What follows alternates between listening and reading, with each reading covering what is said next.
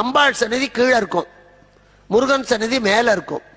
அங்கிருந்து முருகனை கொண்டு வருவார்கள். சூரசம்ஹாரத்துக்காக வேல் வாங்க வருவான்.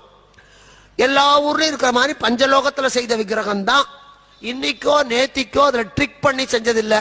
அது எத்தனையோ ஆயிரம் காலத்துக்கு முன்னால செய்யப்பட்ட சிலை. உங்க ஊர் கோயில்ல இருக்கிறது அதேதான். அந்த விக்கிரகத்தை எடுத்துக்கொண்டு வருவார்கள். அம்பாள் சந்நிதியில நிறுத்தி மந்திரங்களை சொல்லி சொல்லி குறுக்கி நடுக்கி சாமியை கொண்டு போவார்கள். அம்பாள் கையிலிருந்து வேலை வாங்கி முருகன் கிட்ட கொடுப்பாங்க. அந்த வேலை வாங்குற போது அந்த செப்பு திருமேனியில முத்து முத்தா வியர்க்கும். யார் வேணா பார்க்கலாம், யார் வேணா பார்க்கலாம். இதுல மூடு மந்திரம் எல்லாம் இல்ல. அது அந்த அர்ச்சகர் அந்த முகத்தை எல்லாம் துடைப்பார். முருகனோட முகத்தை தொடச்சி தொடச்சி அந்த வேல் வாங்கி முடிக்கிறதுக்குள்ள அந்த துண்டு ஈரமா போயிட்டு புழிஞ்சா தண்ணி சொட்டும்.